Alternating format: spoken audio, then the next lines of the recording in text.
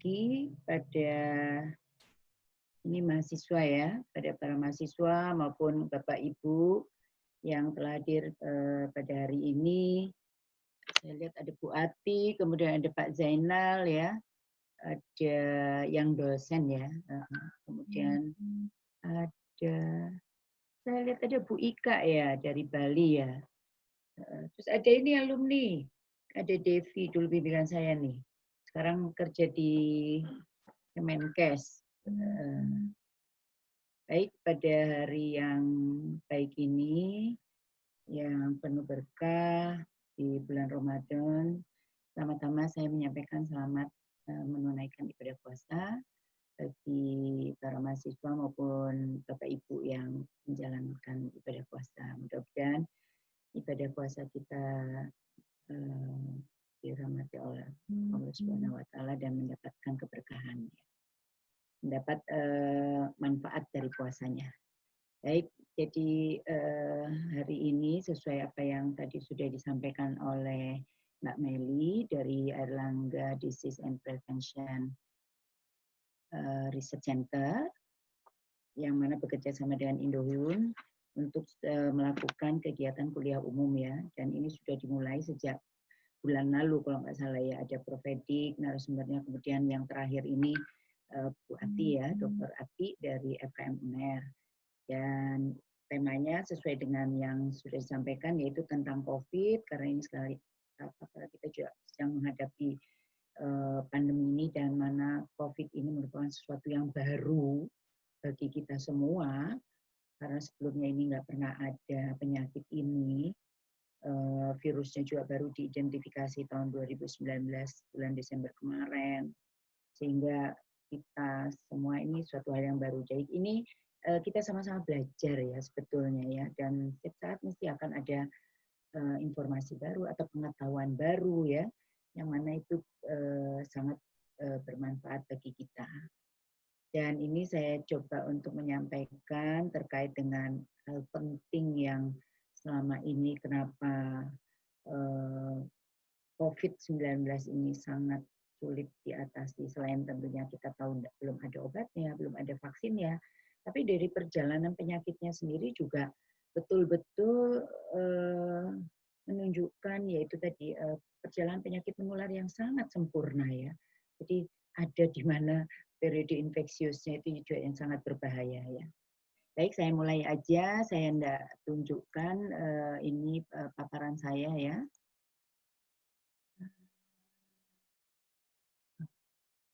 Nah.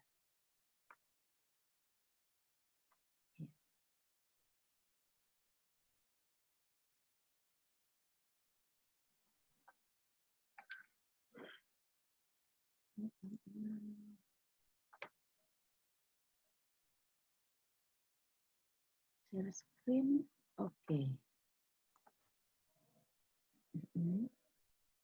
Sudah kelihatan ya paparan saya ya? Suara saya juga sudah terdengar ya? Ya, sudah. Oke. Ya. Ini ya baik. Jadi topik hari ini terkait dengan asimptomatik dan pre-symptomatic transmission.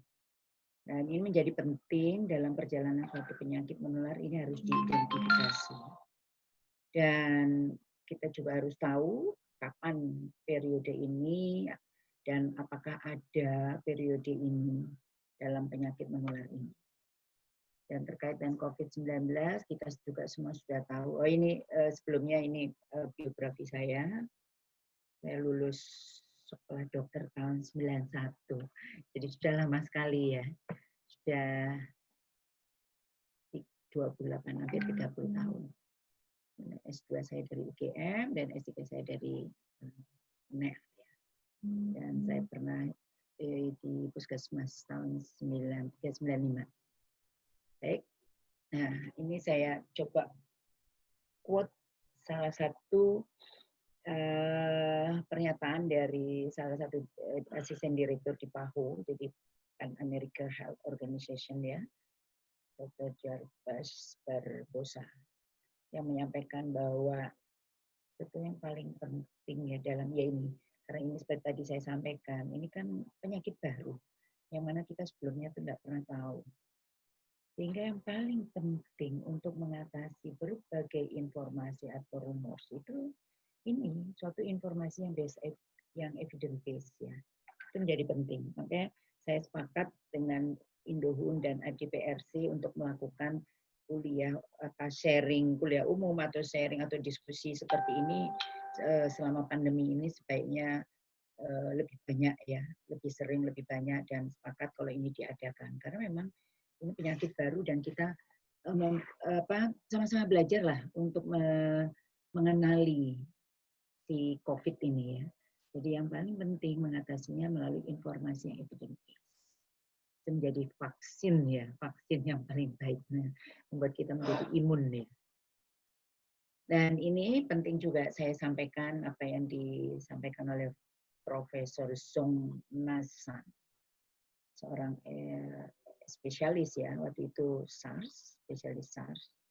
Dan beliau menyampaikan sesudah beliau melakukan visit di Wuhan pada tanggal 20 Januari 2020, membuat pernyataan dan mengkonfirmasi bahwa memang COVID-19 atau SARS-CoV-2 ini bisa diinfeksi, bisa menular dari manusia ke manusia ya. Yang mana sebelumnya kan diduga ini virus ini berasal dari kelelawar ya.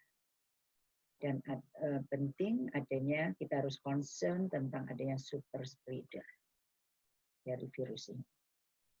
Yang bisa seorang yang bisa memberikan penularan kepada orang lain. Nah ini awalnya kan ini ya informasinya berkaitan dengan Bu Santi, mohon maaf sebelum dimulai. Kurang keras? Iya, kurang keras. Dan oh iya. Iya, lalu juga suara handphonenya mungkin Bu agak kedengaran. Oh iya. Bentar saya matikan. Soalnya kemarin kan ini takut ada error ya. Jadi handphone saya deketin semua, tapi lupa saya mute ya. Silent. Baik. Jadi ini ya, seperti tadi sudah saya sampaikan bahwa sudah ada pernyataan bahwa ini menular dari orang ke orang oleh salah satu profesor di Cina, Profesor Zhong, itu ahlinya spesialisnya SARS ya. Dan ini ternyata diidentifikasi sama keluarganya dengan SARS yang dulu menyebabkan pandemi pada tahun 2002 ya. Tapi dia varian dari SARS itu namanya SARS coronavirus 2. Dan ini asalnya ada di kelelawar. Dan pertama kali diduga itu kan karena kelelawar itu konsumsi oleh orang di Wuhan itu ya. Dan sampai sekarang masih belum jelas sebetulnya direct kontak atau direct transmissionnya dari kelelawar ke manusia itu ya. Masih belum jelas sampai sekarang. Tapi yang sementara ini diduga itu dari makanan, jadi artinya kelelawar itu dikonsumsi oleh manusia. Dan kemudian ada penularan dari orang ke orang. Nah, sebetulnya inilah yang sementara ini maksud saya pada waktu tahun 2002 ada pandemi SARS, kemudian tahun 2007 ya yang ada flu burung. Nah, itu kan juga sudah diprediksi terjadinya mutasi dari virus-virus yang menyebabkan flu-like syndrome ini. Mutasinya bagaimana? Mutasinya menjadi cepat penularannya dan virulensinya tinggi atau menyebabkan kematian. Nah, ini yang pada waktu itu sudah dibicarakan oleh para ahli. Kemungkinan terjadi ini. Dan ternyata ini menurut saya sekarang terjadi ini. Tahun 2020 ini apa yang diprediksi selama ini oleh para ahli tentang mutasinya virus-virus yang berkaitan atau yang menyebabkan flu ini. Dan sekarang kita lihat virus ini mudah menular dan ini juga menyebabkan kematian. Yang sementara kemarin itu sering kita menganggap CFR-nya rendah, tapi ternyata kita membuktikan banyak kematian. Meskipun CFR itu banyak pertimbangannya untuk menentukan CFR, karena denominatornya itu kan betul-betul harus semua yang betul-betul diperiksa. Sementara kita sekarang belum yakin apakah yang diperiksa itu merupakan kondisi yang real ya. Yang jelas banyak yang meninggal. Nah, itu juga artinya prediksinya para ahli itu terjadinya mutasi dari virus yang menyebabkan flu ini terjadi ya pada tahun yang dengan angka yang bagus ini 2020 ya. Jadi katanya sudah terbukti ya. Nah, sekarang masalahnya ini terjadi penularan dari orang ke orang. Nah, ini penularan dari orang ke orang ini juga harus dipelajari polanya seperti apa. Itu menjadi penting. Kemudian berikutnya, nah, jadi informasi, jadi maksudnya gini, kita harus menginformasi kepada populasi mengenai risiko penyakit ini atau risiko kesehatan yang dimiliki oleh virus corona ini. Dan kita juga harus dapat melakukan upaya-upaya apa yang kita bisa lakukan untuk melindungi sehingga kita tidak tertular, ya kan? Nah, informasi inilah menjadi apa ya? The best way to mitigate the spread. Jadi maksudnya satu cara yang paling baik untuk mengatasi penularan ini dan mengurangi orang-orang yang akan menjadi sakit atau yang tertular. Nah, ini saya pendahuluan dulu, mengingatkan aja, ini kasusnya di dunia, mungkin Anda juga sudah tahu ya, dari pertama kali itu akhir Desember, sampai sekarang sudah ada 3 juta orang. Dalam waktu akhir Desember, akhir Januari, akhir Februari, akhir Maret, akhir April. Hanya dalam waktu 4 bulan. Ya. Banyak sekali, peningkatannya banyak. Kemudian kematiannya juga banyak, ya meskipun kalau kita bandingkan dengan flu Spanyol itu masih jauh lebih sedikit ya, tapi mudah-mudahan nggak terjadi seperti flu Spanyol. Kemudian ini di Indonesia situasinya kita sudah ada kasus positif 10.500 sekian. Sementara kita tahu akhir Februari kasusnya ada dan itu dikonfirmasi awal Maret tanggal 2 sampai sekarang awal Mei, jadi dalam waktu berapa ya? Maret, April, Mei. Jadi dalam waktu 2 bulan dari asalnya hanya 2 kasus sekarang menjadi 10.551. Jadi peningkatannya 5.000, ya 5.000-an ya peningkatannya dalam waktu 2 bulan. Jadi ini menunjukkan betapa cepatnya penularan ini. Ini mohon maaf, mudah-mudahan nggak kedengaran ya suara orang bersihin rumput di luar ya. Mudah-mudahan nggak kedengaran ya. Mudah-mudahan ya kedengaran suara saya ya. Dan ini sudah menyebar di semua provinsi di Indonesia ya. Kalau kabupatennya mungkin ya hampir 80% kabupaten kota yang sudah melaporkan kasus positifnya. Jadi ini menunjukkan penyebarannya cepat juga. Kemudian selanjutnya ini saya lihat tanggal 29 kasusnya ada 977.000 sekian. Dengan waktu itu kasus baru 260. Dan ini yang terkena kabupaten kotanya ada 260 sekian ya, kalau nggak salah ya. 34 provinsi, ini tanggal 29.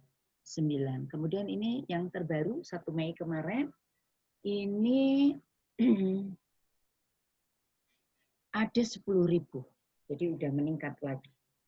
Meningkat lagi dan nanti sebetulnya dari peningkatan ini nanti mungkin kita bisa lihat kapan berapa hari dalam waktu berapa hari meningkat 2 kalinya, kemudian dalam waktu berapa hari kasus ini jumlah 100 ya, itu sebetulnya kita bisa hitung semua. Dan ini di Jawa Timur. Jawa Timur sampai tanggal 29 April kasusnya ada 871 ya, dengan UTP dan PDP. Nah, sekarang bagaimana sih sebetulnya COVID-19 ini bisa mengenai kita? Jadi tentunya kita harus, karena ini penyakit menular, harus ada sumbernya. Nggak mungkin penyakit menular itu kalau nggak ada sumbernya. Jadi kalau sampai pada waktu kontak tracing dilakukan, kemudian nggak ketemu sumber penularannya, itu masih belum selesai. Karena penyakit menular itu, successful parasitism itu ada 3 faktor. Yang pertama, adanya source of infection. Adanya sumber infeksi. Yang kedua, adanya host yang rentan. Hostnya harus ada, rentan.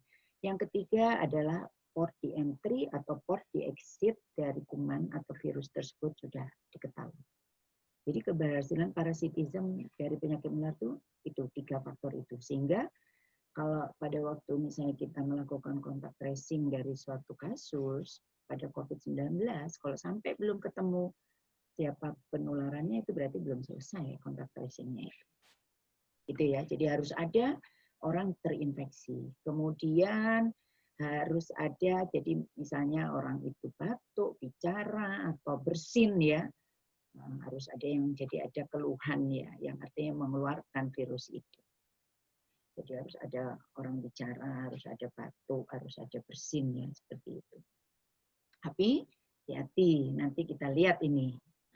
Makanya kenapa sekarang kita perlu bahas asimptomatis ini.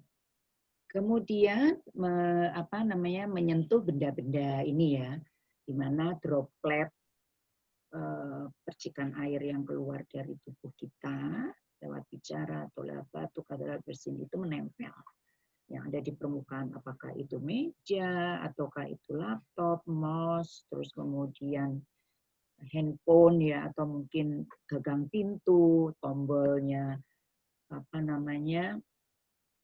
lift ya, atau tombolnya TV, tombolnya AC yang sering berpindah-pindah orang ya, atau uang yang beredar dari orang satu yang lainnya. Jadi itu pernah bersentuhan dengan itu, sehingga makanya kenapa kita harus selalu cuci tangan, kemudian kenapa jangan sampai tangan kita itu menyentuh wajah ya. Kemudian bagaimana penularannya? Jadi sementara ini ya, meskipun sekitar 2 hari yang lalu saya dapat artikelnya, bagaimana penularannya, ternyata katanya ada kemungkinan airborne infection.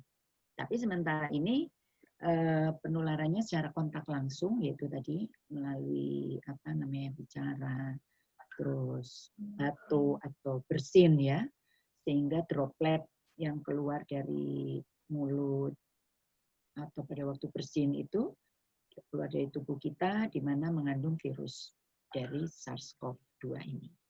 Dan sebetulnya virus yang pada droplet ini tuh kan, kalau yang mungkin yang ukurannya besar itu, atau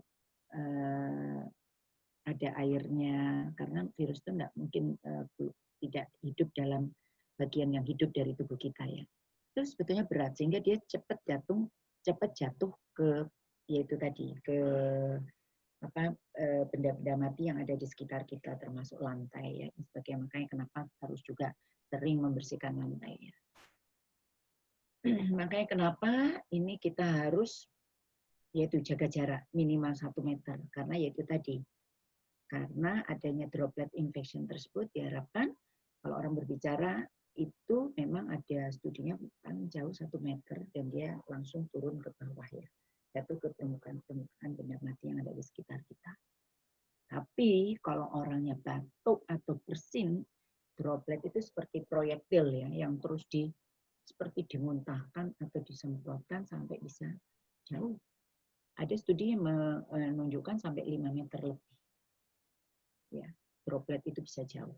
Makanya kenapa ada upaya yang harus dilakukan kalau batuk atau bersin, yaitu dengan menutup. Menutupnya juga jangan menutup pakai mulut, tangan ya, tapi dengan siku bagian dalamnya. Karena diharapkan tidak, dropletnya itu tidak terlempar jauh ya. Tapi kalau ataupun pakai tangan, yaitu sesudah bersin atau batuk, kita segera cuci tangan. Makanya kenapa salah satu gunanya pakai masker yaitu juga agar dropletnya itu tidak terlempar jauh. Kemudian cara penularan yang kedua adalah melalui permukaan-permukaan tadi benda mati, karena dropletnya jatuh di situ ya. Apapun benda-benda mati yang ada di sekitar kita. Makanya kenapa penting untuk mencuci tangan karena nggak mungkin kita lah nggak menyentuh benda-benda yang ada di sekitar kita. Paling nggak handphone itu selalu kita selalu kita pegang ya. Terus kemudian apalagi sekarang online ini working from home, studying from home ya, itu menyebabkan kita ini ya selalu pegang mouse, laptop dan sebagainya dan kita selalu berada di meja atau ya seperti itu. Nah, itu harus sering dibersihkan. Jadi kira-kira seperti ini ya gambarannya.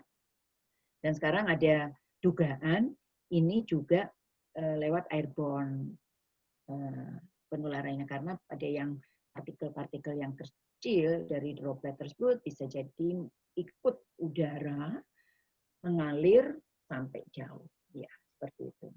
Ini ada yang terbaru ya. Kemudian, nah ini sekarang kita karena yaitu tadi penularannya lewat bicara dan sebagainya ya, bersin batuk, makanya penting kenapa harus jaga jarak, kemudian pakai masker. Dan ini ada informasi mengenai contagion rate dari WHO itu 1,4 sampai 2,5. Apakah benar? Nanti kita lihat. Nah, sekarang bagaimana riwayat alamiah perjalanan penyakitnya? Jadi ini ya, ini saya mencoba menggambarkan, membuat ilustrasinya seperti ini. Kalau kita bicara natural history of disease, jadi ada pada waktu periode pre-pathogenesis, ini ada host yang rentan, yang mana pada host yang rentan ini sistem imunnya turun, bisa karena dia merokok, atau dia kena paparan asap rokok, atau mungkin dia punya penyakit-penyakit kronis yang mendepres sistem imun seperti diabetes, kanker, kemudian ada penyakit-penyakit lain juga terkait hipertensi, stroke. Nah, itu merupakan bisa menurunkan daya tahan tubuh kita. Tapi kemudian ada situasi-situasi juga yang bisa menimbulkan risikonya meningkat untuk kita tertular terhadap COVID-19 ini. Misalnya kita berada pada kerumunan orang. Nah, kerumunan orang ini kita nggak tahu orang itu dalam kondisi sakit atau sehat, ya toh. Kemudian ventilasi ruang buruk. Pada umumnya penyakit yang ditularkan yaitu tadi melalui droplet atau lewat airborne itu ventilasi ruang itu menjadi penting. Kemudian ada kebiasaan tidak cuci tangan pakai sabun, kebiasaan tidak pakai masker, dan kemudian ada kelompok rentan lainnya yaitu lansia. Nah, ini menjadi kelompok risiko tinggi. Nah, bila kelompok risiko tinggi ini terpapar oleh SARS-CoV-2, nah ini tergantung dari daya tahan tubuhnya, dia bisa mengatasi atau tidak. Dan kalau bisa, mungkin dia tetap sehat, ya, tapi dalam tubuhnya mengandung virus. Atau dia jatuh sakit, ada virus dan dia jatuh sakit, terinfeksi. Dan terinfeksi ini karena virulensinya juga tinggi, kemudian dia bisa sakit, dan kondisi sakit outcome-nya bisa sembuh ataupun mati. Jadi sementara ini masih belum tahu apakah dia bisa menimbulkan karier atau tidak, dan ataukah pada orang yang sakit itu sesudah dinyatakan sembuh itu apa bisa sakit lagi, ini yang masih dalam penelitian juga ya. Nah, jadi ini mekanisme yang saya coba gambarkan berdasarkan bacaan-bacaan yang ada sampai saat ini. Kemudian ada yang perlu diketahui. Nah, ini yang tadi saya sampaikan. Pada penyakit menular ini harus betul-betul dikenali. Natural history of infectiousness dan natural history of disease. Kita sudah kenal natural history of disease maupun natural history of infectiousness. Di mana kalau natural history of disease atau riwayat alamiah perjalanan penyakit ini ada periode yang disebut dengan masa inkubasi, kemudian periode simptomatis dan ada periode sembuh atau disease free. Penyakitnya tidak ada. Dan mulai masuknya kuman, virus COVID atau SARS-CoV-2 ini ke dalam tubuh, sampai timbulnya gejala, ini namanya periode inkubasi atau masa inkubasi. Dan ini masa inkubasinya sudah dikenali ya, paling cepat 1 hari, paling lama 14 hari dengan rata-rata 5 hari. Nah, periode simptomatis ini juga harus dikenali dengan benar. Mulai timbulnya sakit sampai hasilnya negatif dari swabnya itu. Kemudian pada natural history of infectiousness kita kenali adalah yang disebut dengan susceptible, kemudian ada periode laten, ada periode infeksius, dan ada non-infeksius. Nah, periode susceptible, yaitu di mana host itu rentan. Seperti tadi saya sampaikan dari sejak awal, keberhasilan dari penyakit menular itu, parasitisme itu harus ada host yang rentan. Nah, host yang rentan ini, dia akan terpapar oleh virus COVID atau virus SARS-CoV-2 ini, kemudian masuk ke dalam tubuh yang disebut dengan di sini latent period. Latent period ini dia masih tenang virusnya, belum menunjukkan infectiousness. Nah, kemudian pada periode laten ini ada yang disebut dengan periode infeksius atau di mana di situ dia akan menjadi sumber penularan bagi orang-orang yang berada di sekitarnya. Dan di situ ada periode tertentu, kemudian ada yang masuk ke periode non-infeksius. Dan di sini harus dikenali semua sebetulnya. Dan yang penting dalam hal ini adalah ini. Jadi ada ini ya, overlap antara periode infeksius dan periode inkubasi. Ini penting. Kenapa? Karena pada periode inkubasi orang itu tidak menunjukkan gejalanya. Jadi orangnya belum sakit, tapi dia sudah membawa atau sudah berada pada periode infeksius. Jadi dia sudah menjadi sumber penularan bagi sekitarnya. Orang yang tidak sakit biasanya kan masih beraktivitas normal ya. Dia masih masuk kerja, dia masih pergi ke pasar, dia masih melakukan aktivitas normal lah, seperti fungsinya, sesuai fungsinya dia. Kalau guru ya masih berinteraksi, masih mengajar dan sebagainya. Nah, sekarang bayangkan orang-orang yang berada pada periode infeksius dan dia masih dalam periode masa inkubasi, misalnya dia mengajar, ketemu dengan mahasiswanya. Nah, apalagi kayak di FKM UNER, satu angkatan bisa 3-4 kelas. Bayangkan, dia bisa menularkan berapa orang itu? Satu kelas taruhlah 70 orang, kalau 4 kelas 280 orang. Jadi kontak rate itu juga tergantung dari peran orang tersebut. Seberapa banyak orang yang kontak dengan orang tersebut. Itu menjadi penting. Nah, kalau dia guru, dia kiai, dia tokoh masyarakat, pejabat, nah itu penting. Kalau ternyata pada periode ini dia masih mengadakan pertemuan, masih memerankan fungsi sosial. Oke, kenapa? Ini harus kita kenali. Itu ya. Jadi ada periode yang dinamakan ini, overlap antara periode infeksius dan periode inkubasi. Jadi orangnya belum sakit, tapi sebetulnya dia sudah infeksius dan dia sebentar kemudian baru sakit. Nah, ini namanya periode presimptomatis. Sekarang apa? Berikutnya adalah sebetulnya ini kita sudah tahu ini informasinya ini ya. Tanggal 27 Januari itu di koran Jawa Pos pernah disampaikan. Kalau ini lebih berbahaya dari SARS dan penularannya bisa terjadi pada masa inkubasi. Jadi pada waktu presimptomatis. Nah, sekarang apa sih yang dimaksud presimptomatis? Nah, ini transmisi presimptomatis. Penularan presimptomatis ini didefinisikan sebagai penularan dari virus SARS-CoV-2 dari orang yang terinfeksi sebagai sumber ya pada orang yang lain sebelum orang yang terinfeksi tersebut sakit. Jadi itu biasanya 1-3 hari sebelum dia sakit. Nah, itu menjadi penting. Nah, kalau ini dia pejabat atau guru atau mungkin kiai atau mungkin yang ini, yang apa namanya, yang KUA itu loh, yang menikahkan pengantin ya pada upacara perkawinan. Nah, itu sudah berapa orang yang akan terinfeksi. Makanya kenapa perlunya dilakukan social distancing ya ini tadi. Karena ada presymptomatic transmission. Karena kalau itu kita biarkan, termasuk pertunjukan-pertunjukan musik kita biarkan, pertandingan olahraga dibiarkan, berapa orang yang akan terinfeksi? Kontak rate-nya sangat tinggi sekali. Itu ya. Jadi ini menjadi penting.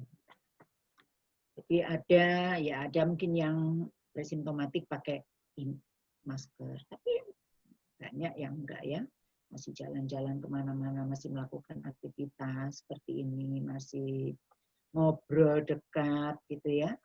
Terus bahkan mungkin masih ada yang olahraga. Ya, seperti itu.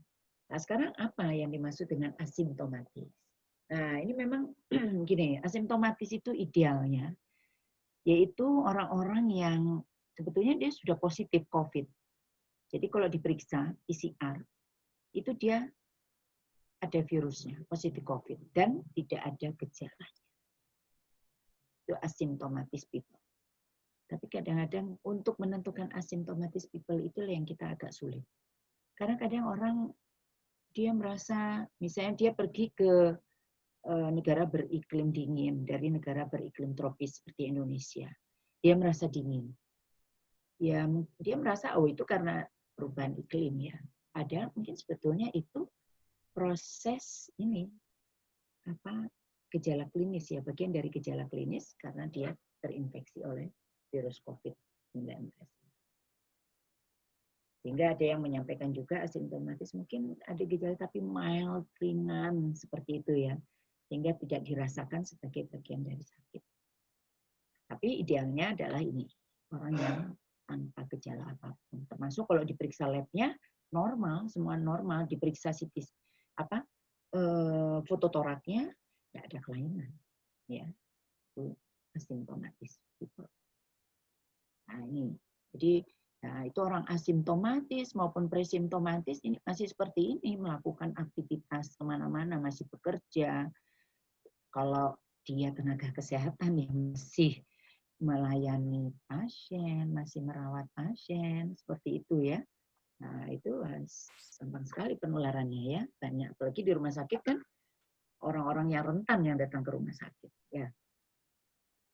Masih banyak seperti ini. Nah, apalagi kalau misalnya kita tidak melakukan social distancing, pertandingan olahraga masih dilakukan, pertunjukan musik masih dilakukan. Nah, ini risikonya sangat besar sekali dengan adanya transmisi presimptomatis maupun transmisi asimptomatis.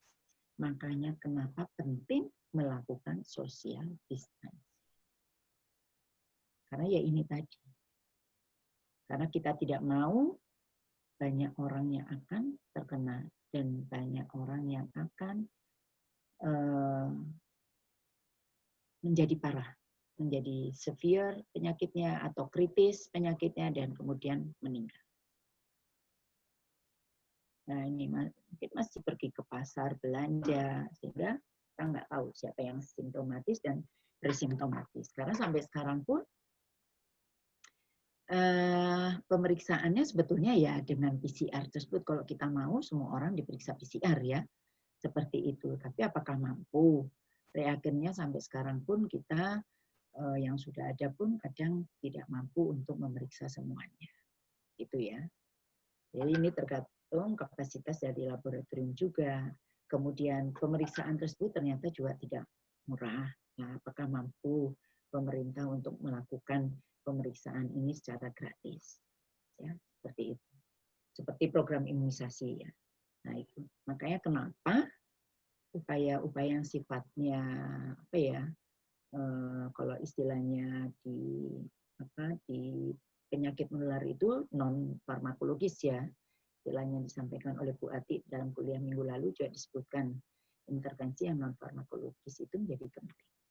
Nah, ini baru aja saya baca pagi ini di koran Jawa Pos ada seorang yang sakit, orangnya sudah tua. Nah, ini beritanya di sini ya. Ini yang perlu Anda baca. Sudah sepuh, mobilitasnya terbatas, usianya 72 tahun, dan dia tinggal sendirian. Tahu-tahu dia sakit kena COVID-19. Dia nggak tahu siapa yang menularkan.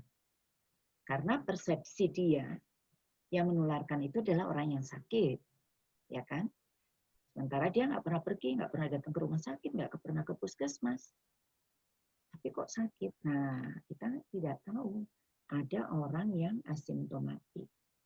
Dia masih berkeliaran, tapi sudah membawa virus. Orang yang presimptomatik. Orang yang dalam masa inkubasi, virusnya sudah ada, sebentar kemudian dia baru sakit. Nah, pada presimptomatis, dia masih berkeliaran juga, karena masih belum sakit, belum menimbulkan gejala-gejala sakit, masih sehat, ya, dalam tanda petik. Sehingga dia masih beraktivitas kemanapun, termasuk bertemu dengan bapak tua ini.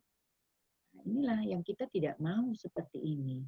Termasuk makanya kenapa mudik itu juga menjadi dilarang. Karena ya ini tadi, kita tahunya sehat. Karena kita nggak pernah periksa PCR.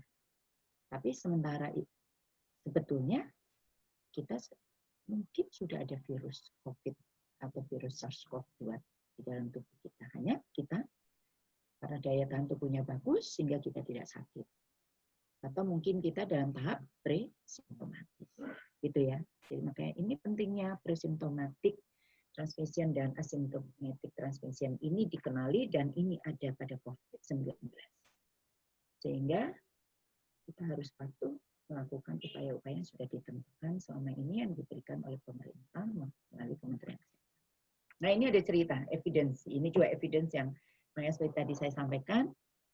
Dalam kondisi seperti sekarang ini, karena ini penyakitnya baru, ya, dan banyak informasi yang hilir mudik, ya, sehingga menimbulkan chaos dalam pikiran kita, ya, kekacauan, ya. Nah, itu penting adalah kembali ke kita mempunyai evidence, ya. Informasi yang evidence based berdasarkan riset, laporan, ya, kita baca di jurnal-jurnal. Jadi ini ada publikasi di JAMA, dan itu tanggal 14 April, kasusnya di Wuhan, jadi seorang wanita umur 20 tahun tinggal di Wuhan, dan dia mengadakan perjalanan ke Anyang, suatu distrik dekat dari Wuhan tersebut, tanggal 10 Januari, kemudian dia ketemu dengan 2 orang, tanggal 10 Januari tersebut, dan pada tanggal 13 Januarinya dia menemani 5 orang saudaranya untuk pergi ke rumah sakit menengok saudaranya lagi yang sakit. Dan ada laporan di rumah sakit tersebut tidak ada kasus COVID. Sesudah itu dia dapat kabar dari saudaranya yang sakit, dan ternyata saudaranya itu pada waktu diperiksa PCR ternyata positif COVID. Kemudian dia memberitahu dan dia menyampaikan ke yang meriksa itu kalau dia baru ketemu, dilakukanlah kontak tracing kan, ada orang yang sakit ini, orang saudara yang tinggal di Anyang ini yang sakit, kalau dalam 14 hari terakhir ketemu siapa aja, terus dia sebutkan ini termasuk salah satu yang ditemukan Ning, karena waktu itu COVID-19 kan Wuhan epicentrumnya, nah, sehingga akhirnya pasien ini yang pertama ini diminta untuk periksa PCR, dan ternyata pada pertama periksa tanggal 26 negatif, kemudian tanggal 28 diperiksa lagi ternyata positif, dan seterusnya sampai tanggal 5-8 2 kali pemeriksaan negatif. Jadi sesudah 2 kali pemeriksaan negatif dinyatakan dia sudah tidak ada virus lagi. Dan selama periode itu ternyata dia tidak pernah menunjukkan gejala-gejala sakit, ya, seperti gejala pada umumnya orang sakit COVID, ya, panas, kemudian batuk, kemudian linu-linu, tiredness, ya, kayak lemah, ya, termasuk pilek, ya. Tapi kemudian tidak serta-merta itu ini, ya, maksudnya dipercaya sebagai bukti saja, karena kadang orang itu tadi ada yang merasa kayak pegel-pegel itu bukan sakit seperti itu, sehingga dia nggak notice, dia nggak memperhatikan. Tapi kemudian akhirnya dilakukan pemeriksaan lab, dan pemeriksaan labnya pada pasien itu juga terbukti Kalau dia normal ya, ini saya tunjukkan dulu hasil pemeriksaan labnya. Jadi biasanya yang spesifik itu C-reaktif protein, kemudian limfosit. Biasanya pada kasus COVID ini terjadi limfositopenia. Jadi jumlah limfositnya menurun. Sedangkan C-reaktif proteinnya meningkat. Dan ini kalau dilihat normal. Limfositnya juga normal, tidak mengalami limfositopenia. Dan diperiksa ininya, fototorak, ternyata juga tidak menunjukkan khasnya gambaran dari COVID-19 ya. Jadi dia normal terus sampai yaitu tadi hasil 2 kali pemeriksaan swab-nya negatif. Nah, inilah yang disebut dengan asimptomatis. Jadi pasien satu ini pasien asimptomatis. Dia tidak menunjukkan gejala, sehat, pemeriksaan labnya normal semua, fototoraknya normal semua. Nah, ini menjadi penting, harus dicari kontaknya pasien pertama ini. Dia ketemu siapa saja, dia sudah pergi kemana saja, itu menjadi penting. Karena ini dia menjadi indeks penularan bagi orang-orang di sekitarnya, terutama host yang kontak. Nah ini kan ketemunya gimana? Ya itu tadi, karena ada orang yang pernah ketemu sama dia, ternyata jatuh sakit. Dan orang tersebut sudah diperiksa PCR-nya positif. Nah, dia ketemu dari tracing kontak orang yang jatuh sakit ini. Nah, sementara yang lainnya ini, kalau kita bilang ini dia meskipun di sini diperiksa ini ya, yang merah ini positif PCR. Dan kalau kita tahu paling lama 14 hari ya masa inkubasinya. Dan ini mulai ini positifnya tanggal 26. Kemudian paling lama 14 hari tanggal berapa tuh? Tanggal 8 ya. Tanggal 14 iya tanggal 26 iya tanggal 8 ya tanggal 26 kurangi 14 tanggal 9 10 10-an ya. Bisa jadi kalau tanggal 10 kan 16 hari. Berarti tanggal ini 12 hari di sini. Nah, ini dia juga sudah ketemu siapa saja harus dicari ini kontaknya. Karena kemungkinan dia sudah membawa virus tersebut. Meskipun kita tahu periode infectiousness-nya itu biasanya 1-2 hari. Kan tadi Anda lihat ya, Anda ingat tadi waktu gambar yang pertama, ada periode inkubasi overlap dengan periode infeksius. Itu biasanya ya sekitar 3 hari, sehingga kita harus terutama pada fase ini kita lihat. Tapi agar aman ya kontak tracing paling lama 14 hari. Dia sudah kemana saja dan ketemu siapa saja. Dan terutama di sini memang ada 3 hari sebelum dia sakit. Ini sebetulnya ini onsetnya. Onsetnya kalau dilihat ini tanggal 23.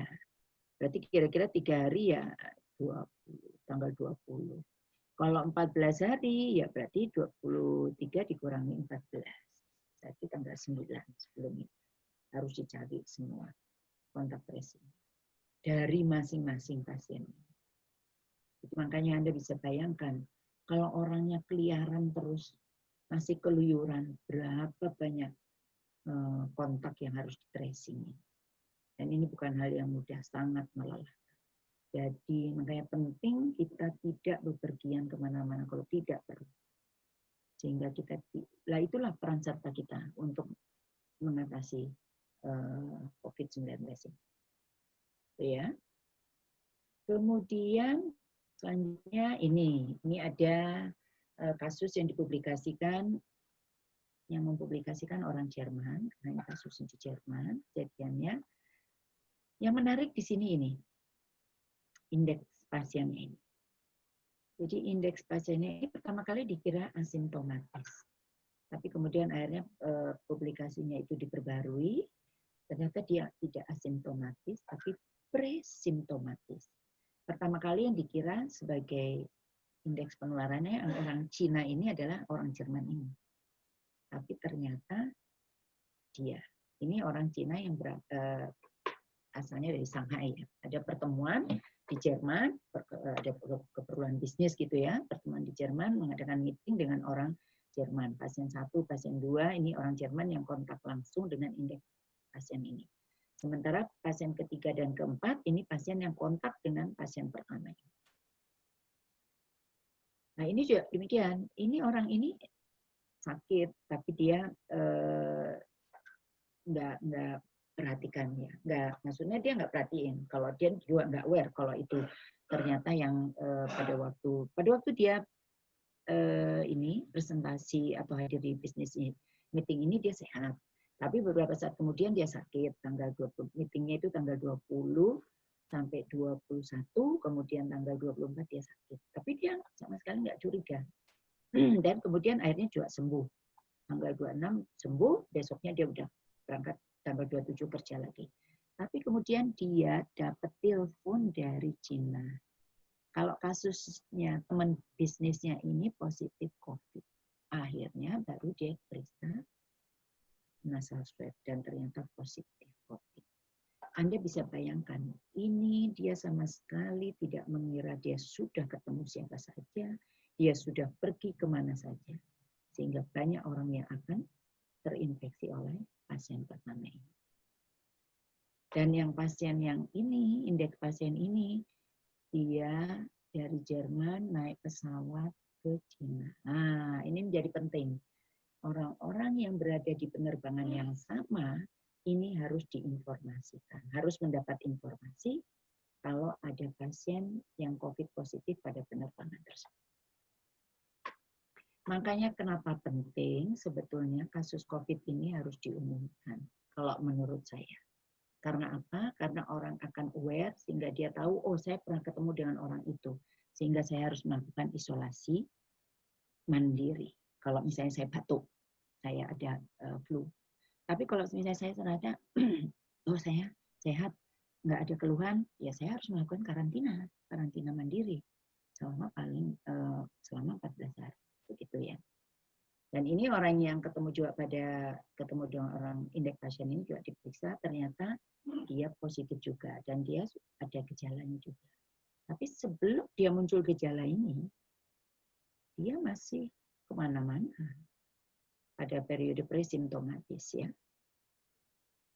Dan kemudian ada orang-orang yang bertemu dengan yang pertama ini juga diperiksa. Ini juga seharusnya ada orang yang bertemu dengan pasien kedua, itu harusnya diperiksa juga. Maksudnya dimasukkan dalam aplikasi ini. Gitu ya. Dan ini juga ternyata positif juga. Nah, ada periode di mana orang itu belum sakit, belum menunjukkan gejala, itu dinamakan periode asimptomatis.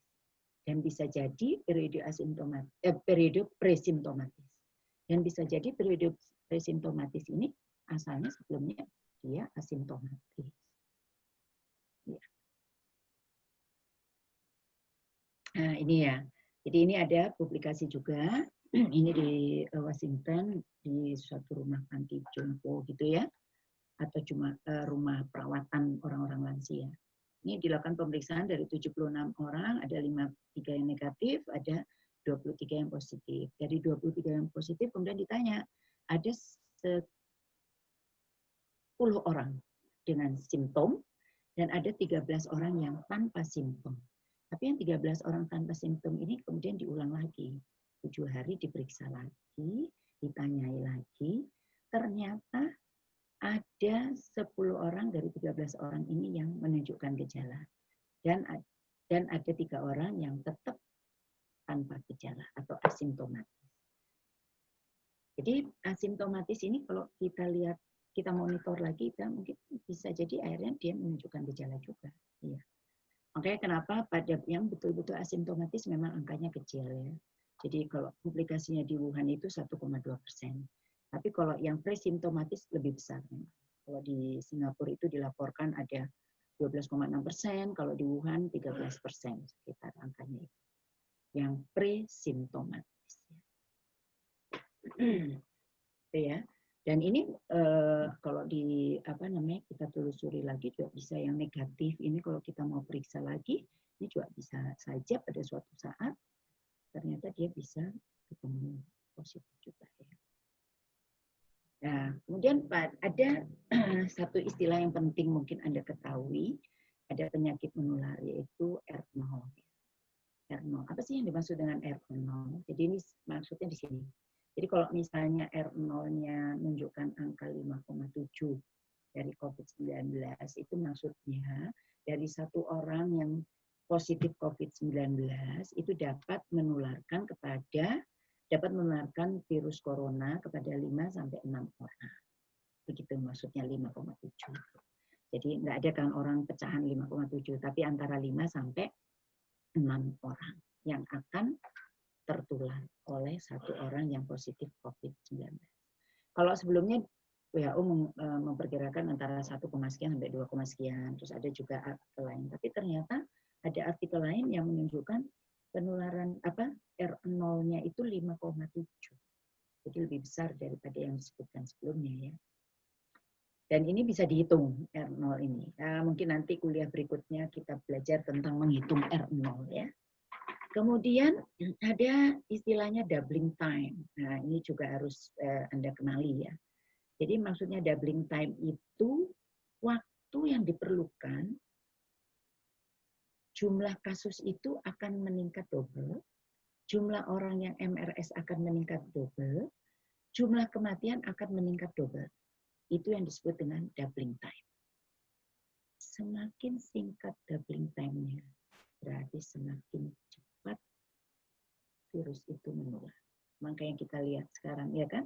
Anda bisa hitung, Anda bisa lihat datanya mulai dua kasus pada awal Maret, itu lihat dari data-data itu berapa hari sih doubling time-nya.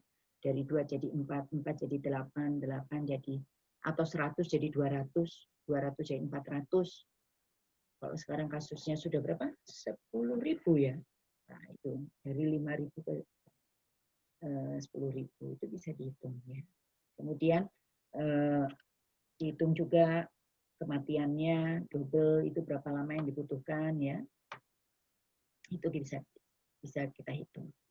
Dan dari ini makanya kenapa penting, sementara vaksinnya belum ada, obatnya juga tidak ada, dengan kita melihat ya ini tadi R0-nya 5 sampai 6. Jadi satu orang, jadi Anda bisa bayangkan itu orang-orang yang asimptomatis, yang presimptomatis, yang masih berkeliaran di mana-mana, itu akan menularkan kepada banyak. Itu ya. Kayak kenapa social distancing itu menjadi penting.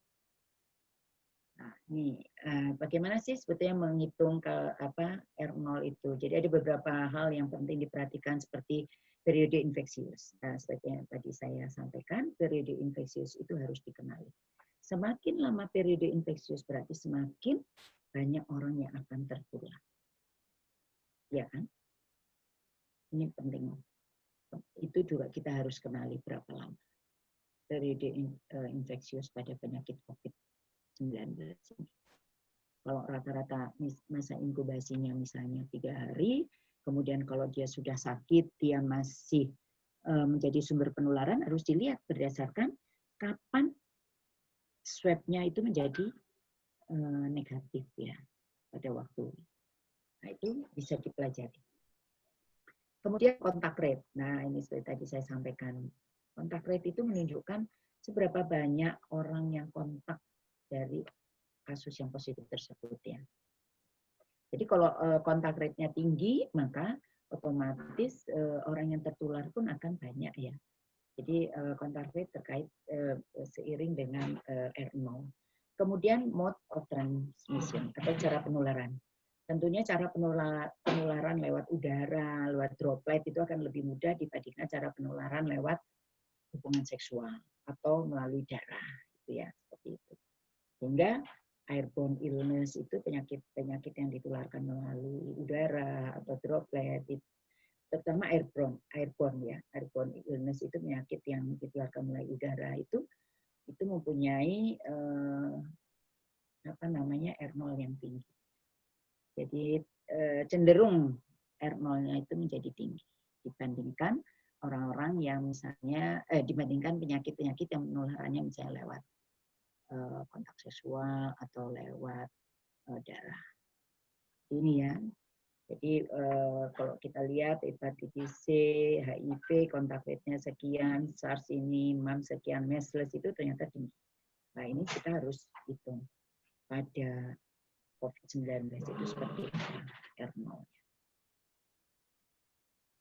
Dan katanya dia menyampaikan dengan ini angka apa namanya, ini saya ulangi ya, ini angka R0 5,7 itu imunitas di dalam populasi atau herd immunity itu harus terbentuk 82%. Dan itu bisa dibentuk melalui vaksinasi atau melalui ini ya, infeksi alamiah ya. Baik, nah dari alasan-alasan itulah makanya kenapa sekarang kita harus pakai masker. Karena yaitu tadi, kita nggak tahu siapa yang asimptomatis, kita tidak tahu siapa yang presimptomatis. Makanya alasan itulah yang menjadi evidence-nya kenapa kita harus pakai masker. Dan itu pun yang akhirnya direvisi ya, mulai tanggal 5 April akhirnya semua orang harus pakai masker. Dan itu ditunjukkan berdasarkan evidence-nya, kalau orang tidak pakai masker, jadi maksudnya pasien COVID atau kasus COVID tidak pakai masker, dia kemudian menularkan pada orang yang sehat pakai masker 70%. Tapi kalau yang pasien COVID itu pakai masker, dia akan menularkan kepada orang yang sehat, yang tidak pakai masker 5%. Nah, kalau semuanya pakai masker, baik yang pasien COVID maupun orang yang sehat tadi, hanya 1,5%. Itu ya.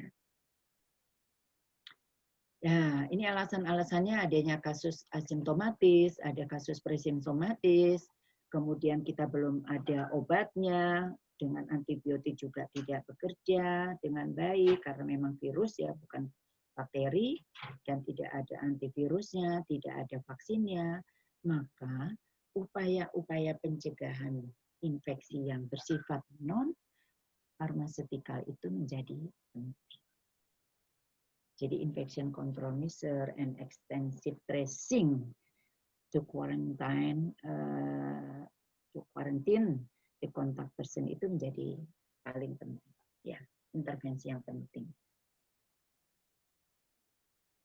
Jadi upaya yang pencegahan yang sifatnya non farmasetikal. Jadi misalnya ya ini social distancing. Makanya kenapa sekolah diliburkan mulai dari TK sampai perguruan tinggi. Makanya kenapa ada tempat-tempat bekerja juga sebaiknya tutup ya, atau jual toko-toko yang tidak menjual kebutuhan esensial itu sebaiknya tutup, karena ya ini tadi mengurangi orang berkumpul. Karena ada transmisi asimptomatis, karena ada transmisi presimptomatis. Kenapa gathering-gathering seperti pesta-pesta nggak boleh, pertunjukan tidak boleh, pertandingan olahraga tidak boleh, pesta perkawinan, kemudian ini ibadah-ibadah ya, baik itu ke gereja atau di masjid, pengajian, itu sebaiknya tidak dulu dilakukan, karena ya ini ternyata banyak kasus-kasus penularan ditemukan dari itu tempat perkawinan, ketularannya di sana, ketularannya habis pergi ke gereja, habis pergi ke masjid, habis menghadiri rapat ya, pertemuan seminar. Anda mungkin pernah dengar ya kasusnya yang klaster Bogor, seminar di Jogja ya kan, seperti itu. Karena ini tadi ada penularan asimptomatis, ada penularan presimptomatis, ada juga orang yang ya itu tadi, dia menganggapnya batuk aja, sakitnya ringan, dia masih pergi kerja ya, seperti itu. Dan tidak pakai masker. Pada waktu itu nggak pakai masker ya. Kayak kenapa social distancing ini menjadi penting, jaga jarak. Kemudian yaitu tadi, kita tidak dulu berkumpul dengan orang-orang yang tua, makanya kenapa ini biasanya kan lebaran, sebaiknya dihindari dulu karena kita sayang orang tua kita. Karena kita sayang para keluarga-keluarga yang sepuh ya. Itu dengan kita sayang, kita lakukan ini social distancing ya. Makanya pakai masker ya. Kemudian sering cuci tangan, sering membersihkan objek-objek permukaan-permukaan, stay at home, ini tidak keluyuran, yaitu tadi nggak tahu kita presimptomatis atau kita asimptomatis ya, dan tentunya upaya-upaya perilaku hidup bersih dan sehat lainnya, cuci tangan pakai sabun, makan makanan bergizi, olahraga teratur, istirahat cukup, dan tidak merokok. Ini saat yang tepat juga orang merokok untuk berhenti ya. Dan berikutnya adalah karantina itu menjadi penting, isolasi menjadi penting. Kalau orang yang sakit di rumah sakit nggak masalah, otomatis dia melakukan isolasi. Tapi yang isolasi mandiri yang tidak perlu harus dirawat di rumah sakit itu menjadi penting. Dia harus comply atau selama 14 hari. Jangan sampai yaitu kabur karena dia akan menyakiti, membuat sakit orang lain. Orang yang karantina pada orang-orang yang sehat itu juga harus dilakukan selama maksimal 14 hari. Nah ini prosedurnya karantina, selama karantina tinggal di rumah, di tempat terpisah, kemudian cek suhu, gejala-gejala dimonitor, kemudian kebiasaan PHBS lainnya tetap harus dilakukan ya, social distancing tetap harus, dan ada yang membantu untuk memenuhi kebutuhan dasarnya. Tentunya ini peran serta dari kita semua, tetangga, masyarakat, warga yang berada di sekitarnya, ya, untuk membantu karena yang bersangkutan nggak boleh keluar, yang melakukan karantina maupun isolasi mandiri tersebut. Dan kalau ada gejala, dia harus segera lapor ke yang karantina ya, gejala harus segera lapor ke pelayanan kesehatan terdekat, puskesmas terdekat. Kalau yang isolasi mandiri, kalau gejalanya memburuk, dia juga harus segera lapor. Misalnya terus biru, sesak nafas, ya, kemudian rasanya tambah berat, nggak bisa bangun, nah itu dia harus segera lapor ke rumah sakit atau puskesmas terdekat. Karena nanti dia harus datang ke pelayanan kesehatan dengan ambulans. Jadi jangan sampai dia datang dengan kendaraan umum, karena dia akan menulari orang-orang yang lain. Nah ini ya, social distancing, kemudian jaga semua barang-barang bersih, cuci tangan sering mungkin, tidak menyentuh mulut, hidung, mata, jadi wajah ya. Jadi pakai masker menjadi penting. Nah kalau terpaksa harus naik public transportation, seminimal mungkin kontak orang, pakai masker, jelas harus ya. Kemudian bayar uangnya juga kalau bisa ada e-money, kalau enggak ya itu tadi, segera cuci tangan apabila memegang uang. Dan usahakan tidak menyentuh apa-apa. Kalau ada orang yang di rumah sakit, juga kita harus melakukan tetap karena orang tersebut yang sakit dilakukan isolasi di kamar terpisah ya, dan kita bantu untuk memenuhi kebutuhannya dan selalu pakai masker semuanya yang ada di dalam rumah tersebut. Dan kita bantu untuk monitor kondisi kesehatannya. Dan yang penting juga kita juga harus menjaga kesehatan yang memonitor tersebut ya, dan menjaga kesehatan semuanya baik fisik maupun emosional. Itu penting karena kesehatan mental itu akan membantu meningkatkan daya tahan tubuh. Ini cuci tangan, saya pikir Anda sudah tahu semua bagaimana cuci tangan yang baik, minimal 20 detik, dan memakai sabun. Kalau nggak ada, pakai hand sanitizer ya. Ini cuci tangan. Dan yang penting sekarang lakukan apa yang bisa kita lakukan. Kita semua harus berperan serta untuk memutus rantai penularan COVID-19 ini. Jadi sebetulnya gampang sekali itu bisa kita lakukan semuanya. Dan kita semua bisa. Apa yang enggak bisa kita lakukan? Cuci tangan, pakai sabun, kita semua bisa. Kita pakai masker, kita semua bisa. Kita bisa pakai menggunakan kain dari apa yang ada di sekitar kita. Kita bisa buat ya, bisa buat sendiri. Apa yang enggak bisa kita lakukan? Kita semua bisa lakukan itu. Jadi kita harus memberikan kontribusi terhadap upaya pemutusan rantai penularan ini. Dan tantangannya adalah berikutnya, yaitu penemuan obat antivirus, jelas itu tantangan berikutnya, dan ini sudah banyak negara yang melakukan, termasuk di UNER ini juga sedang dilakukan, dipimpin oleh Prof. Noman, kemudian penemuan vaksin, itu Prof. Edik juga, timnya bersama Prof. Nyoman untuk menemukan vaksinnya, karena saya dengar vaksinnya itu sangat bervariasi, variannya banyak, sehingga belum tentu vaksin yang ditemukan di Inggris bisa digunakan di Indonesia. Dan memang sebaiknya kita menggunakan vaksinnya sendiri. Kemudian penemuan tes diagnostik yang cepat dan mudah. Nah, ini mungkin bisa menjadi peluang untuk Anda semua, para mahasiswa maupun Bapak Ibu, untuk bisa yaitu tadi meneliti tes diagnostik yang mudah dan cepat itu seperti apa. Ini mesti ada peluang untuk dan tantangan ya. Kemudian pemeriksaan SARS yang sementara ini kita sudah ada dengan reverse transkriptase PCR, tapi terjangkau, bisa dijangkau oleh semua orang. Apakah itu mungkin? Nah, ini tantangannya juga ya. Termasuk reagennya apakah tersedia, itu tantangan juga. Karena saya dengar reagen ini dibutuhkan oleh semua orang, jadi semua negara memperebutkan reagen ini. Sehingga ya mungkin kita juga harus mengembangkan primer atau reagennya juga untuk pemeriksaan RT-PCR ini. Dan berikutnya mungkin kehidupan baru dengan COVID-19 ya. Jadi mungkin ini tantangan kita juga ya.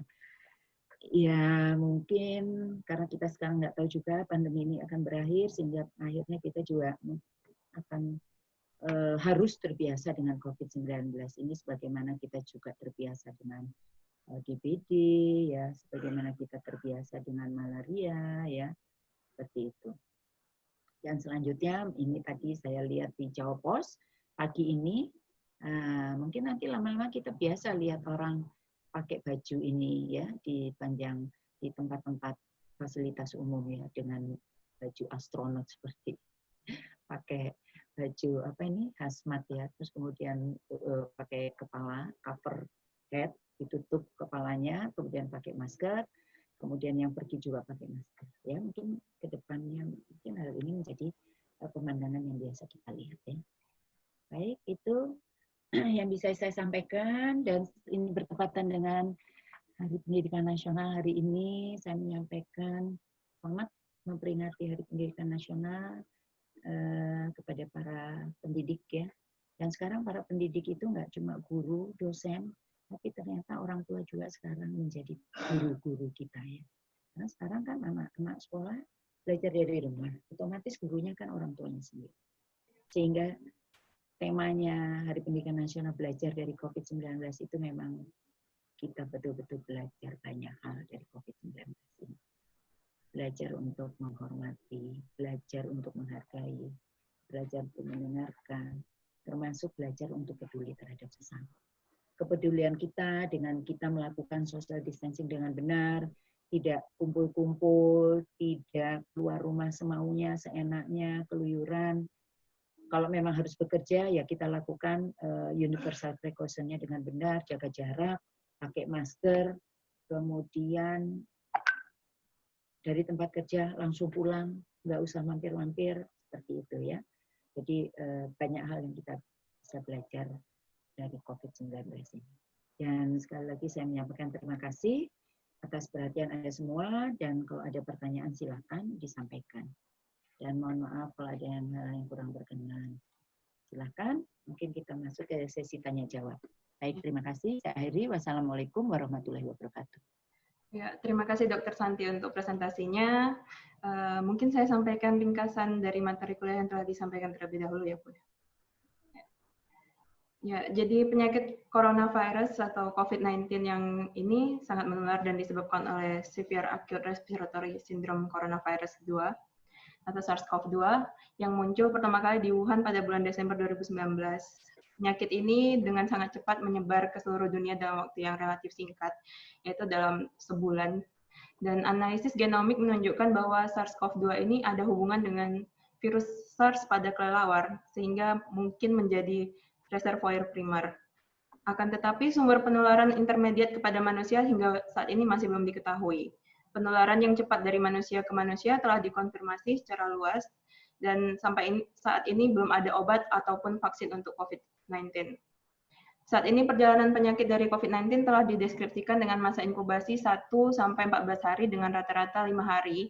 Dan dalam penyakit menular itu kita mengenal masa inkubasi dan juga mengenal masa infeksius, yaitu masa di mana orang yang telah tertular oleh COVID-19 menjadi sumber penularan bagi sekitarnya. Dan pada COVID-19 ini telah dikonfirmasi bahwa penularan dapat terjadi pada masa inkubasi, atau seperti yang telah disampaikan oleh Dr. Santi tadi, bahwa dapat terjadi overlap. Dan masa infeksius yang terjadi pada masa inkubasi inilah yang disebut dengan presimptomatis. Banyak orang yang terinfeksi dari COVID-19 ini menunjukkan gejala yang ringan, terutama pada saat awal penyakit atau bahkan tidak menunjukkan gejala, sehingga orang itu mungkin masih melakukan aktivitas normal dan akhirnya bisa menjadi sumber penularan bagi orang-orang lain di sekitarnya. Oleh karena itu,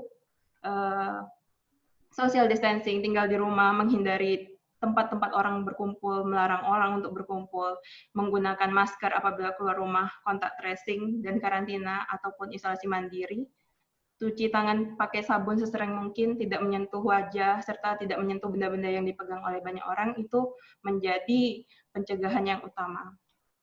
Ya, baik. Untuk sesi diskusi, itu akan kami lakukan secara interaktif. Jadi bagi teman-teman yang ingin bertanya, saya harap bisa menggunakan menu raise hand, di mana bagi pengguna yang menggunakan smartphone, itu menu raise hand ini ada di menu more pada kanan bawah layar, dan pengguna PC atau laptop bisa menggunakan menu raise hand pada menu participants di kanan bawah. Ya. Silahkan kepada yang mau bertanya. Ya. Ahmad Yamin. Iya, ada Ahmad Yamin, saya silahkan.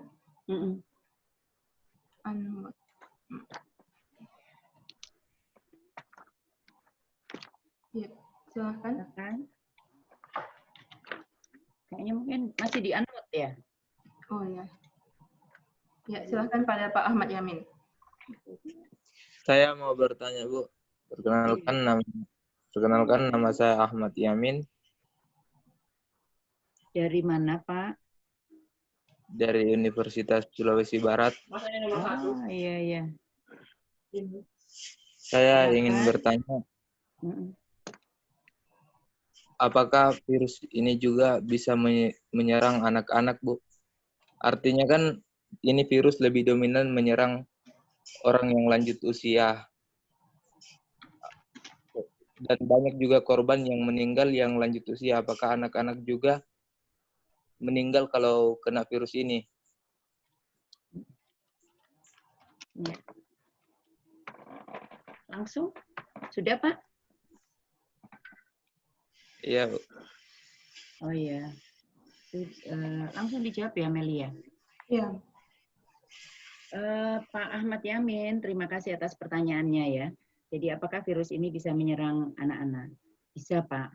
Jadi kalau kita lihat laporan kasusnya yang sudah dipublikasikan di jurnal-jurnal, baik itu yang ada di Wuhan ya, maupun ada kasusnya di Singapura dan sebagainya, itu bisa terjadi. Jadi virus ini bisa menyerang semua kelompok umur, Pak. Jadi mulai anak-anak sampai lansia.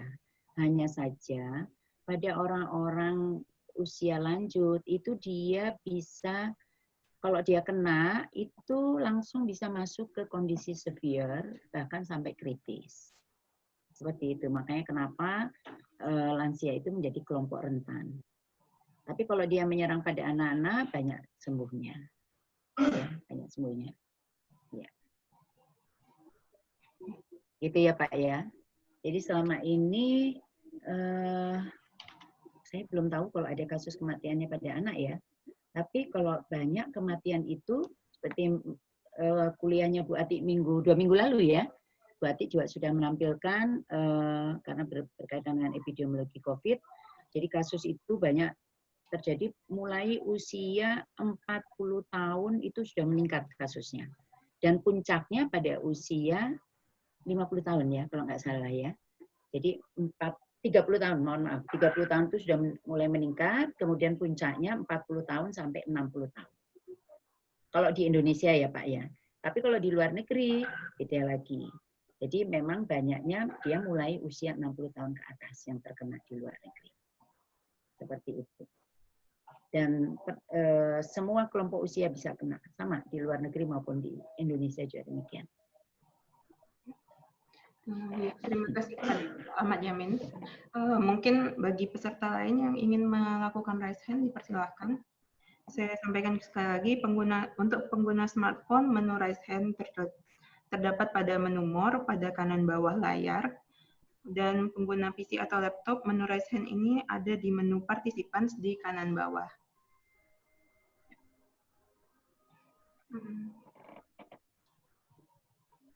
Masih kita tunggu.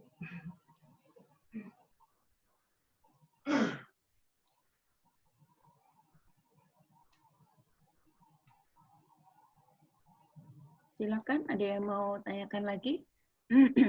Ya, dari Darsiani. Ya. Ya, disilakan. Bu Ya. Darsiani. Terima kasih Ibu. Assalamualaikum Dari- warahmatullahi wabarakatuh. Waalaikumsalam. Perkenalkan, saya Darsiane dari Universitas Sulawesi Barat juga. Oh ya, gimana Bu? Ya, yang saya tanyakan Dok, ini kan COVID ini berasal dari SARS yang disebutkan tadi dari kelelawar.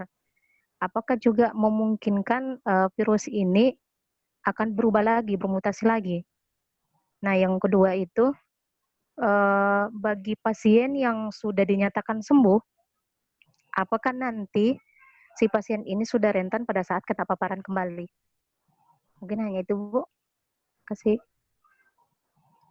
Jadi terima kasih. Jadi pertanyaannya apakah apakah bisa sakit lagi ya kalau dia pernah? Ya. Jadi terima kasih Bu Darsiani ya. Jadi kalau Ya, Bu. mutasi jelas kayaknya bisa mutasi. Sekarang aja ada beberapa publikasi juga menunjukkan ternyata sudah variannya banyak ya. Yang jelas virus ini berbeda dengan virus sebelumnya ya. Dan kalau menurut saya seperti yang tadi awal saya sudah sampaikan, prediksi dari para ahli akan terjadi mutasi virus-virus yang menyebabkan flu ini menjadi sifatnya mudah menular dan menimbulkan kematian, dan ini sudah terbukti ya. Ternyata dengan COVID-19 ini kan mudah menular. Kemudian dia bisa menimbulkan kematian juga. Jadi kemungkinan adanya mutasi itu masih bisa terjadi. Dan sekarang varian-variannya itu banyak ya. Jadi dari beberapa tempat mempublikasikan itu berbeda-beda variannya, sehingga ini juga menjadi tantangan dari para ahli yang akan mengembangkan virus, akan mengembangkan vaksin maksud saya. Dengan adanya varian dari virus ini dan kemungkinan adanya mutasi ini. Kemudian pertanyaan berikutnya, apakah orang yang sudah pernah dan sembuh bisa terinfeksi lagi?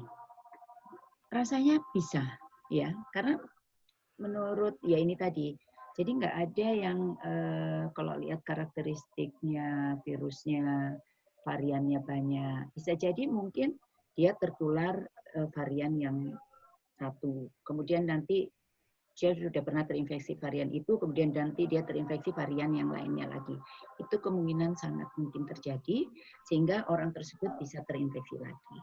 Tapi bisa jadi pada waktu dia terinfeksi lagi, karena dia sudah pernah terinfeksi pertama kali, dia sudah ada sel-sel memorinya, sehingga antibodi yang terbentuk bisa lebih cepat, ya, sehingga gejala klinisnya mungkin bisa lebih ringan, dan dia juga cepat sembuhnya, seperti itu.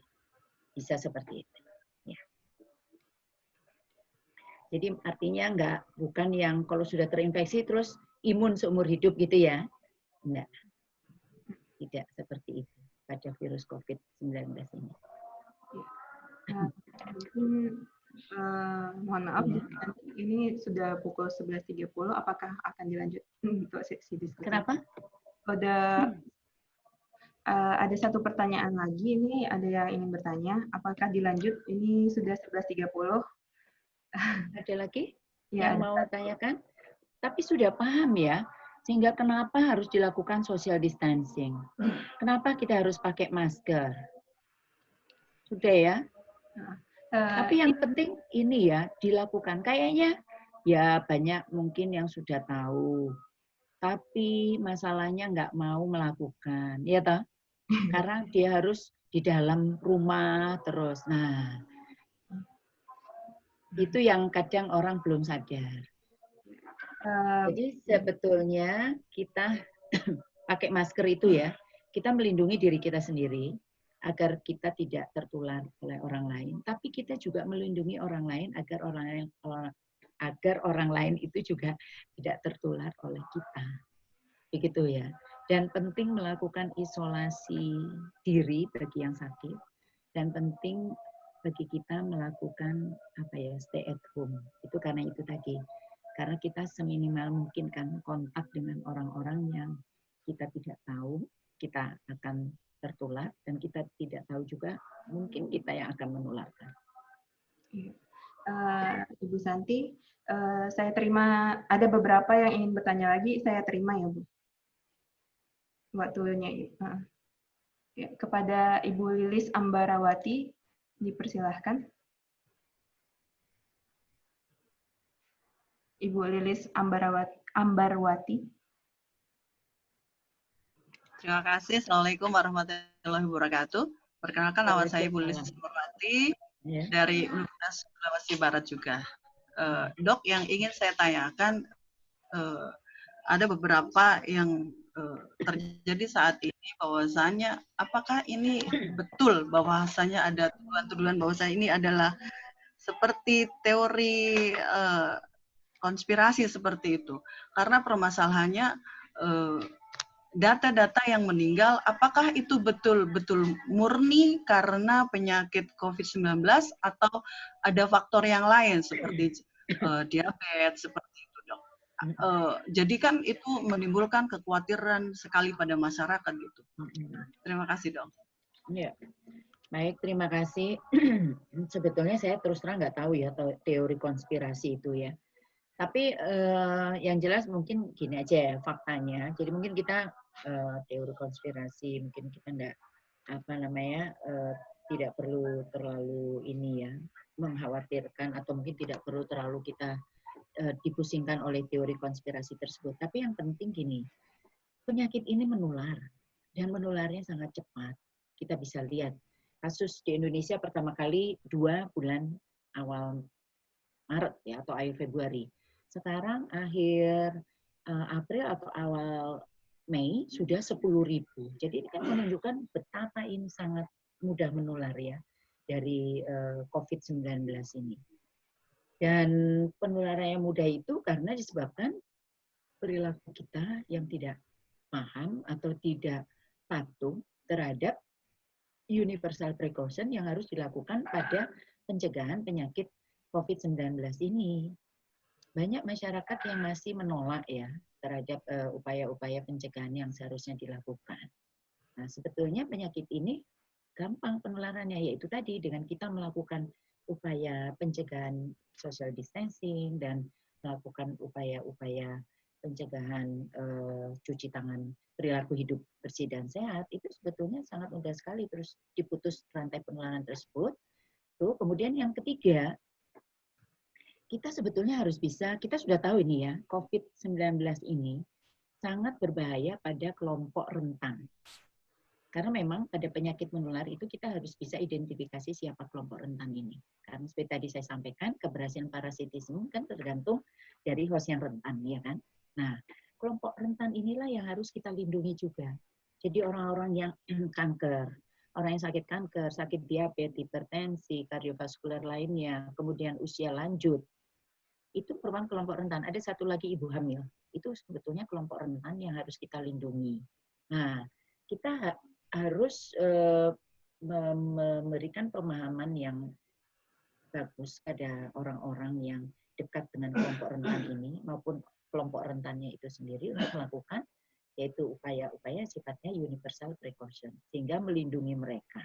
Karena banyak dari kasus-kasus kematian itu kalau kita baca dari publikasinya, baik itu di Wuhan, kemudian di Singapura, di Amerika, di Italia, itu ternyata kematian itu atau pada kasus-kasus yang memasuki fase kritis sehingga perlu ventilator, perlu masuk ruang ICU, sehingga timbul kematian itu pada orang-orang yang memiliki komorbid.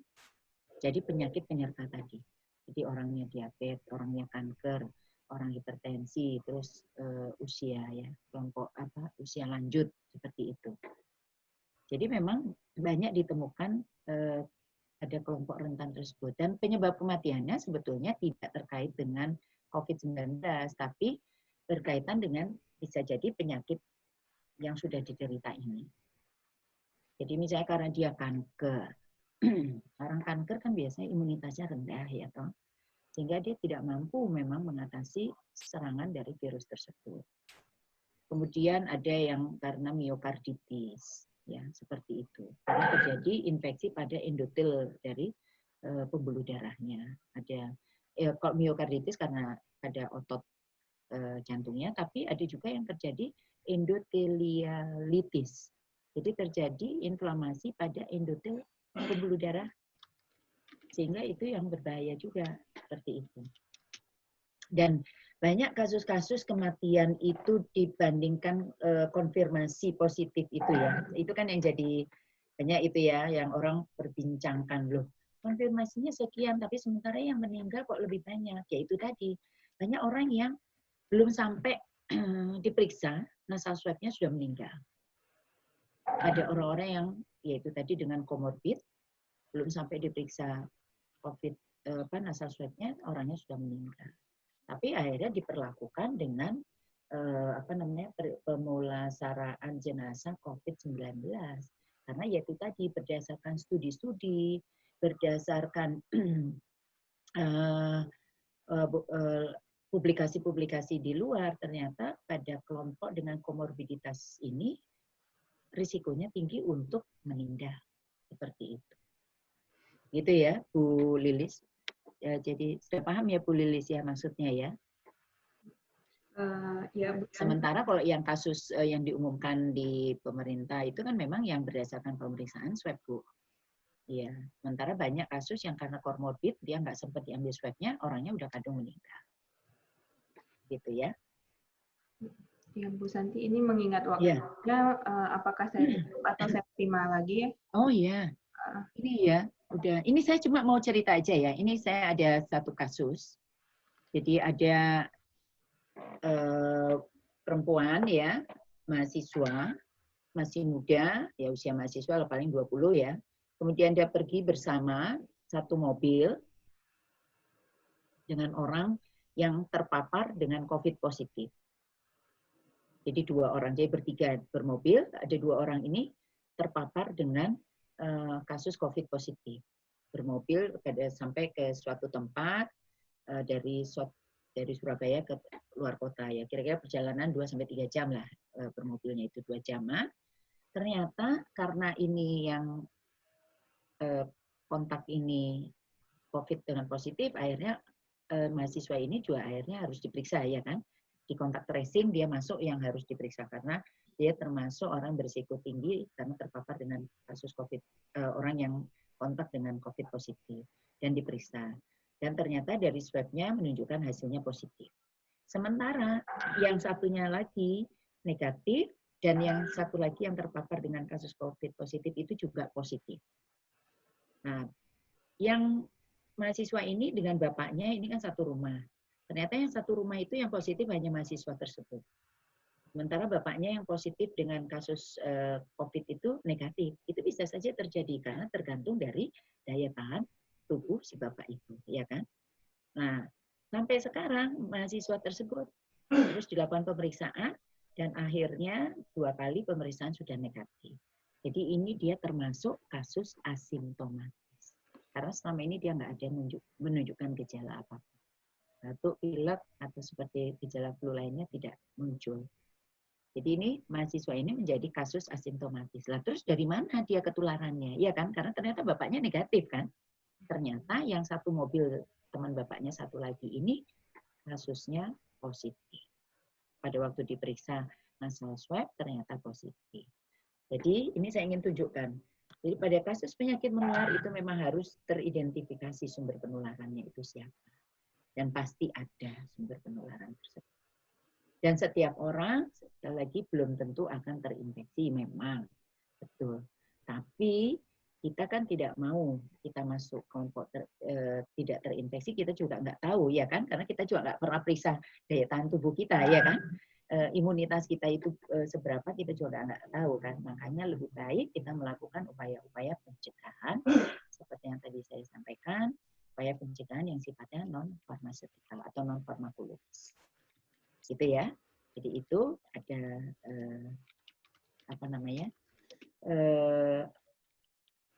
penjelasan singkat ya dari apa yang sudah kita atau saya sampaikan tadi, yang sudah kita diskusikan tadi. Mudah-mudahan bermanfaat buat Anda semua dan tolong disampaikan juga kepada orang-orang yang berada di sekitar Anda apa yang kita diskusikan hari ini.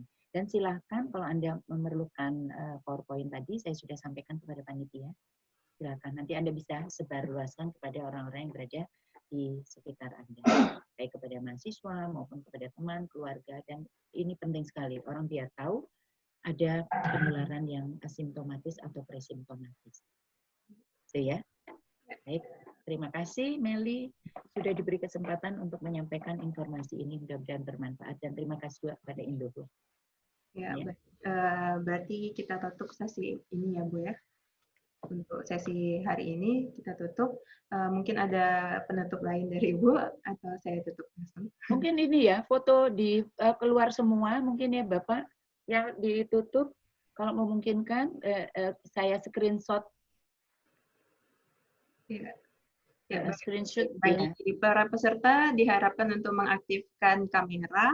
Ya. Kita bisa screenshot bareng-bareng untuk sesi ini. Ya. Mungkin kita bisa screenshot bareng-bareng ya. Meli, screenshot ya? Ya. Bentar Bu, saya cancel spotlight Ibunya. Bentar ya, saya screenshot dulu. Ya. Teman-teman dipersilahkan untuk aktifkan. Ya, kita screenshot.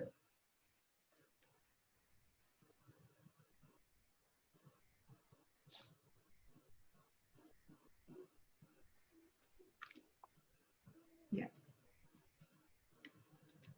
Sudah ya, Bu? Sudah?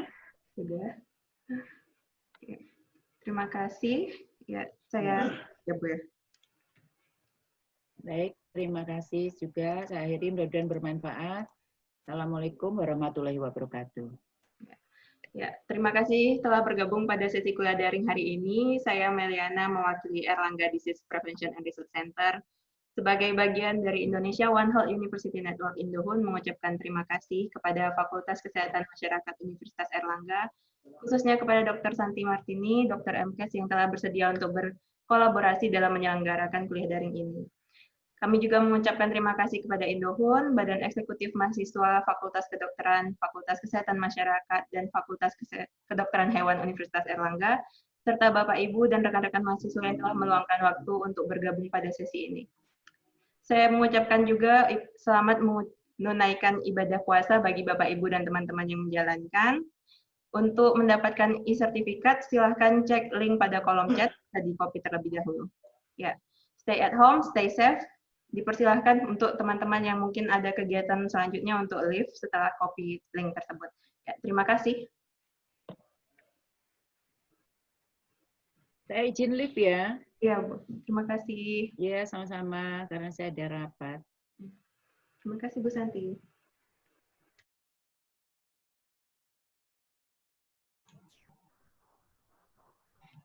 Untuk teman-teman yang ingin mendapatkan PPT-nya, dipersilakan untuk nanti setelah e-sertifikat disampaikan melalui email, silakan email kembali ke kami dengan meminta untuk meminta file tersebut. Nanti akan dikirimkan linknya. Ya, terima kasih.